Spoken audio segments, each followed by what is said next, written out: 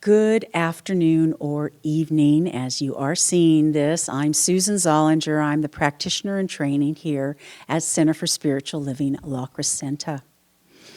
And this evening, what I'm going to talk about is my own version of Rev Bev's Sunday's talk, What is God? That is a huge subject, but I'll tell you what I remember from a very early age, having gone to Holy Redeemer Catholic School. We had catechism, and there was a whole lot of preparation that we did as little kids, memorization for getting ready for our first Holy Communion, which typically would happen in second grade. And the first and only question that I can remember from the catechism lesson was, who is God? And the answer to that was, God is the supreme being that made all things. Now, it never really made clear, or our nuns and priests didn't really make clear that I was considered one of those things.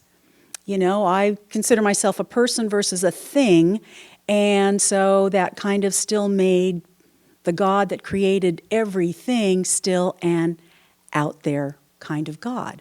I did learn some big words at the time. I learned the words omniscient. God's watching you all the time, so you better be careful. Omnipotent, meaning God was almighty and all-powerful and could do anything. Though we had some kind of crazy questions for our teachers that didn't seem to work with them. And while we didn't really learn the word omnipresent, we were definitely given the information that God is everywhere, He sees all things, and again, kind of like Santa Claus, you better be good because God's watching. He's keeping His list. You could be on the naughty list, you could be on the nice list. If you're on the naughty list, you darn well better go to confession. Come on, we're 6 years old. What were we doing? Anyway, so I also went to the goddess of all information, and that is Google, and asked that same question, what is God? And this is what was given me. God, in monotheistic thought, is conceived of as a supreme being, creator, and principal object of faith. God has been conceived as either personal or impersonal. In theism, I've got all this other little stuff. God is the creator and sustainer of the universe, while in deism, God is the creator, but not the sustainer of the universe, which is really kind of interesting to me. But, we have our own version of what is God, and I will share that with you in a little bit. And then I also went to the good old Merriam-Webster dictionary, and first up on God, the supreme or ultimate reality. And the being perfect, the being with a capital B, perfect in power, wisdom, and goodness, who is worshipped as creator and ruler of the universe. So, from our science of mind, Ernest Holmes devoted a whole chapter to spirit. And given that there are so many words that are interchangeable for God, spirit being one of them, the universe, divine intelligence, the absolute, source, first cause, but it all comes down to God. And so on page 81 in chapter 3 of our Science of Mind textbook, the definition of spirit is life or intelligence conceived of entirely apart from physical embodiment. It is vital essence, force, energy as distinct from matter. So we here in this material universe, we are part of the matter, and God, as we know, is the glue that holds all this matter together. and we are one with it all. His next paragraph says, probably the definition of God as spirit is more easily understood, more readily accepted than any other term used in describing deity. Jesus, in talking with the woman of Samaria, explained, God is spirit, and they that worship him must worship him in spirit and in truth. The nature of being, again, being with a capital B, so the supreme being, is a unity with three distinct attributes: spirit, soul, and body. So from Catholicism, I was looking at the Trinity of Father, Son, and Holy Spirit. Spirit is the active and self-conscious principle. Spirit is first cause, or God, the absolute essence of all that is. It is the great or universal I am. Spirit is conscious mind and is the power which knows itself. It is conscious being. And this conscious being, the source of all, is everything that runs through us. We certainly accept God as our personal interpretation of God.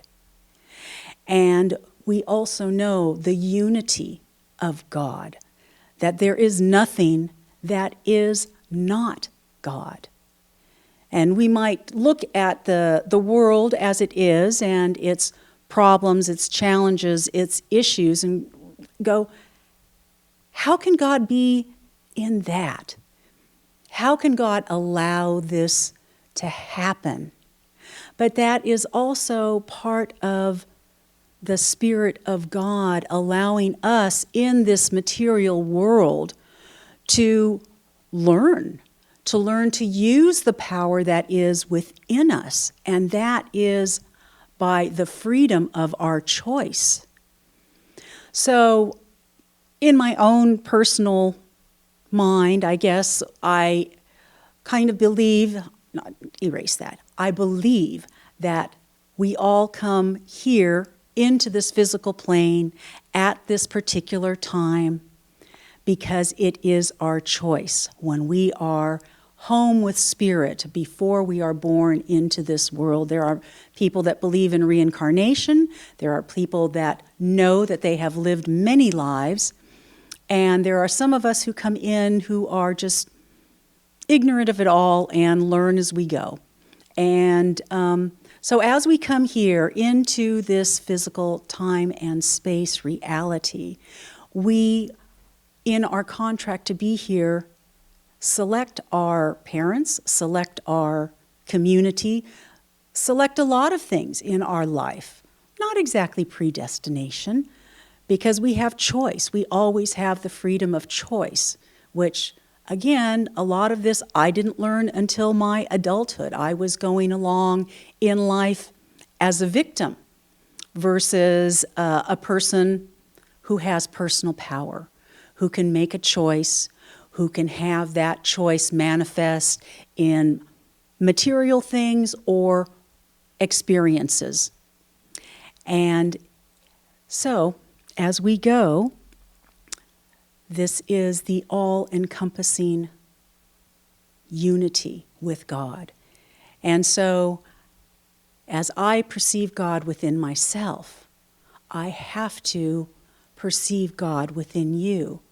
And I really, once I learned the phrase of namaste, I recognize the God in you, or the God within me recognizes the God within you. Because it is all God. Those are the songs that we sing, God and everything. But in part of that song, we're singing, we choose joy, we choose happiness, we choose the good life for ourselves. And that is part of God within us. That wonderful power, that omniscience, that omnipotence, all that God is within each and every one of us. that power, that beauty, that love, and the choice, the freedom that we have to choose. And if we don't like what's happening, as we know, we can choose again. We can change our thinking. We can, by choosing something different, have different outcomes. And how beautiful is that? That is the wonder and the beauty, and I'm so grateful to Ernest Holmes for this magnificent knowledge, because I choose a good life for myself. I choose loving relationships for myself. And that is what is manifesting in my life. And I'm so very grateful. So you choose that joy. You choose that goodness in your life. You use the power of God within you and make a grand and beautiful life. And so it is.